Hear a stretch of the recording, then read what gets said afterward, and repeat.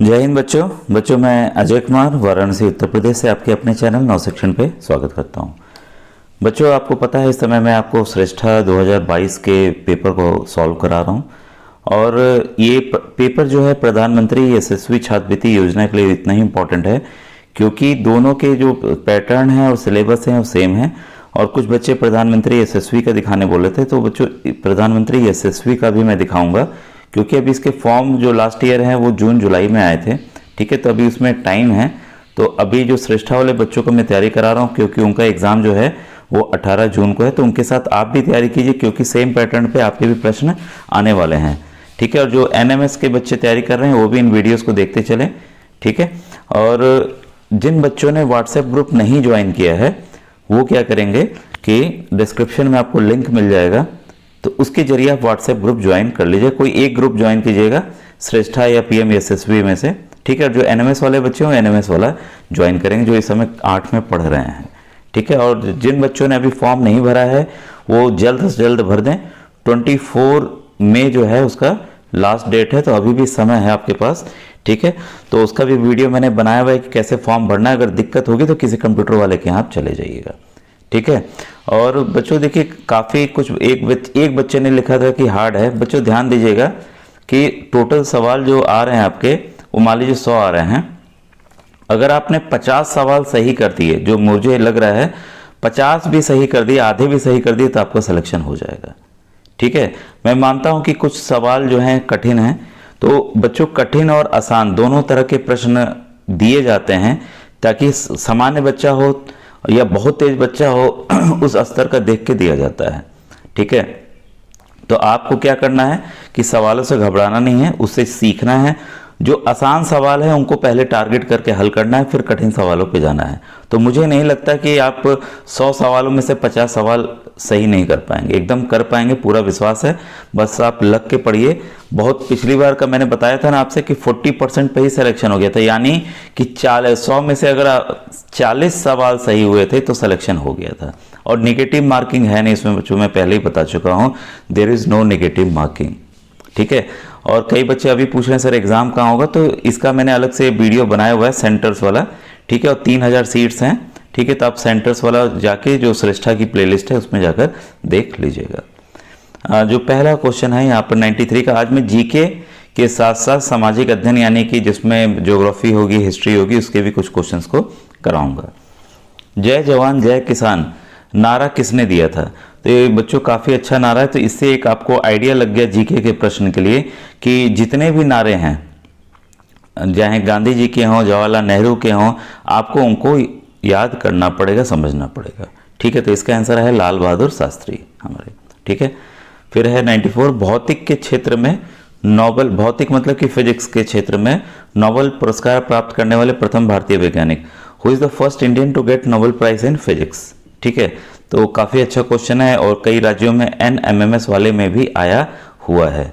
ठीक है, तो इसका आंसर जो है बच्चों डॉक्टर सीवी रमन है। तो आप कमेंट में लिख के बताइएगा कि किस काम के लिए सीवी रमन जी को ये फिजिक्स का नोबेल प्राइज मिला था। ठीक है, तो इससे क्या होगा बच्चों की दो चीज़ें आप सीख लेंगे। हो सकता है अगले एग्जाम में पूछ ले कि सीवी रमन ने किस चीज़ की खोज की थी जिसकी वजह से उनको नोबेल पुरस्कार मिला। आया भी हुआ है, मुझे याद आ रहा है, मैं एनएमएमएस वाले जो वीडियोस हैं उसमें मैंने बताए हुए हैं। तो अगर आप देखिए, ठीक, कुछ बच्चे बोले सर और वीडियोस चाहिए, तो क्या कीजिए कि आप लोग एनएमएमएस के जो सैट वाला वीडियोस, ये सैट वाली प्लेलिस्ट है, उससे जाकर साइंस के, सोशल साइंस के अलग अलग हैं उनको देख लीजिए। और साथ ही साथ जिनको मैथ्स के अच्छे क्वेश्चन चाहिए, टफ जिनको आता है, मैथ्स आता है, तो आप ये देख लीजिए। जिनको अभी नहीं आ रहा तो मैंने दिखाया हुआ है कि नवोदय जो जेएनवी का क्लास 6 का क्वेश्चन पेपर होता है उसके भी क्वेश्चंस आए हुए हैं। तो आप क्या करेंगे कि उन वीडियोस को भी जाके देख लीजिए ताकि आपकी बेसिक्स जो अगर मैथ्स थोड़ी सी भी कमज़ोर है तो आपकी स्ट्रांग हो जाए। ठीक है, तो अब आइए आगे बढ़ते हैं। क्वेश्चन नंबर 95 है, रक्त का कौन सा भाग बीमारियों से लड़ने की क्षमता प्रदान करता है? तो एक चीज़ आप बताइएगा कमेंट में कि रक्त में के जो भाग होते हैं क्या क्या चीज़ रक्त में पाए जाते हैं। ठीक है, तो इससे आपकी कई चीज़ें बच्चों तैयार हो जाएंगी। ठीक है, तो इसमें बच्चों जो बीमारी से लड़ते हैं वो होते हैं आपके WBC। ठीक है, तो ये तो इंग्लिश में हो गया, इसका हिंदी में जो आंसर है वो श्वेत रुधिराणु हैं। ठीक है, तो रुधिर कणिका भी कह सकते हैं। ठीक है, तो वाइट ब्लड सेल्स इसको इंग्लिश में कहते हैं। फाइट अगेंस्ट इन्फेक्शन या डिजीज हो सकता है, तो वाइट ब्लड कॉर्पल्सल्स। ठीक है, एक है, फिर 96 है, एक मनुष्य का भार चंद्रमा पर कितना है? 12 kg। पृथ्वी पर उसका भार क्या होगा? ठीक है, तो पृथ्वी का उसका भार देखिए क्या करना है, जब भी ऐसे प्रश्न आए तो आप 6 से गुणा कर देंगे। अब कारण क्या है 6 से गुणा करने का? ये ध्यान रखिएगा, जो चंद्रमा का जो ग्रेविटी है, चंद्रमा पर जो ग्रेविटी है, खींचने की शक्ति है, गुरुत्वाकर्षण बल जो है पृथ्वी का 1/6 है, पृथ्वी का 1/6 है। ठीक है, तो जो भी अगर किलो निकल रहा है, ठीक है, यहाँ पर जो आ रहा है वो उसका 1/6 आ रहा है। तो यहाँ दिया हुआ है कि 12 है, कितना है? 12 है, तो हमने 6 से गुणा कर देंगे तो पृथ्वी पे उसका वजन निकल जाएगा। तो कितना आ जाएगा? 72 kg। तो ये देखिए टेक्निकल था, ये काफ़ी अच्छा प्रश्न है। ठीक है, और बच्चों अगर पसंद आए जरूर ये कहा कीजिए हाँ सर वीडियो काफ़ी अच्छा बना, कुछ आपको सीखने को मिला आज इस वीडियो से। ठीक है, तो काफ़ी अच्छा है, इसको अलग से आप नोट कर लीजिए बच्चों, इंपॉर्टेंट क्वेश्चन है। अब ये जो है बच्चों कैपिटल सिटी मुझे दिख रही है। ठीक है, तो मॉरिशस है, नेपाल है, न्यूजीलैंड है और अमेरिका है। तो इसमें बच्चों मॉरिशस का जो राजधानी है वो है पोर्ट लुई। ठीक है, पोर्ट लुई। नेपाल का सभी लोग जानते होंगे, हमारा पड़ोसी देश है काठमांडू। ठीक है, अमेरिका का सब लोग जानते हैं वाशिंगटन डीसी। न्यूजीलैंड का नहीं भी आता था तो आप वेलिंगटन लगा सकते थे।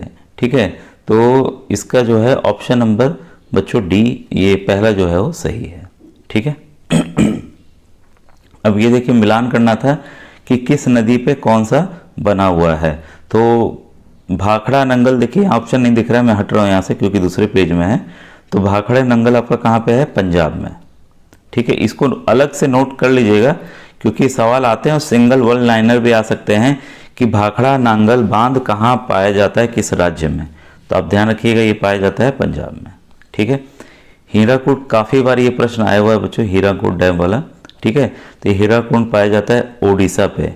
किस नदी पे बना है ये आप बताइएगा, कमेंट में लिख के बताइएगा कि हीराकुंड बांध जो है किस नदी पे बना है, क्योंकि ये भी सवाल कई बार आए हुए हैं और आएंगे। ठीक है, टिहरी बांध बच्चों जो है वो है आपका भागीरथी नदी। अच्छा ये दिख नहीं रहा था, उस वाले पेज में है, आप नोट कर लीजिएगा भागीरथी। ठीक है, भागीरथी नदी पर है। और गांधी सागर बांध जो है वो आपका चंबल नदी पर है। ठीक है, तो आपने नोट कर लिया होगा, इसलिए 98 का बच्चों जो फर्स्ट ऑप्शन है, पहला वाला ऑप्शन, वो सही है। अब आइए क्वेश्चन नंबर 99, निम्न में से कौन से देश की सीमा सबसे अधिक देशों की सीमाओं को छूती है? ये देखिए काफ़ी इंपॉर्टेंट क्वेश्चन है, NMMS के लिए भी काफ़ी इंपॉर्टेंट है क्योंकि इस तरह के सवाल ये ज्योग्राफी रिलेटेड भी है। ठीक है, तो ध्यान रखिएगा सबसे ज़्यादा जो है सीमा जो है वो चीन देश की कई देशों के साथ लगती है। आप बताइएगा कि कितने देशों के साथ लगती है, विच how many countries China share its border. ठीक है, तो कितने राज्यों के ये देशों के साथ चाइना का जो बॉर्डर है वो टच कर रहा है। तो आप इसका आंसर बताइएगा, नहीं आएगा तो लिखिएगा सर आंसर बता दिए, तो मुझे ध्यान रहेगा, तो नेक्स्ट वीडियो में इसका आंसर मैं बता दूंगा। तो ये भी काफ़ी इंपॉर्टेंट था। अब ये देखिए आखिरी क्वेश्चन है। ठीक है, कोपरा के अंतर्गत, एकदम देखिए अलग है चीज़ें, कोपरा के अंतर्गत क्या होता है? तो इसमें बच्चों ध्यान रखिएगा, उपभोक्ता विवादों के निपटारे के लिए एक न्यायिक व्यवस्था स्थापित की गई है। मतलब जो हम सामान खरीदते हैं, जो कंज्यूमर्स हैं, ठीक है, उनके लिए एक कोर्ट का काम करता है कोपरा। ठीक है, तो ये आपको देखिए 100 प्रश्न पूरे थे। आप जो बोल रहे थे देखिए 100 प्रश्न में मुझे नहीं लगता, काफ़ी ऐसे सवाल हैं बच्चों इसमें जो कि आप आसानी से अगर तैयारी करते रहे तो 50 नंबर कोई बहुत बड़ी बात नहीं है। ठीक है, और 50 नंबर आप क्या है तो मान के चलिए आपका सिलेक्शन होने वाला है। ठीक है, अब पेपर का टफनेस कितना आता है वो पेपर वाले दिन पता चलेगा। बहुत ईजी आ जाएगा तो ये मार्किंग बढ़ जाएगी। ठीक है, अब आइए कुछ साइंस के क्वेश्चंस को करा दूं। ये बच्चों साइंस का क्वेश्चन है, असर्शन रीजन का है। आइए इसको देखें। एक अभिकथन है असर्शन ए के रूप में लिखित है, तो दूसरा उसके कारण आर के रूप में है। तो अभिकथन ए क्या है? राइजोबियम जीवाणु मटर के पौधों की जड़ ग्रंथियों में पाया जाता है।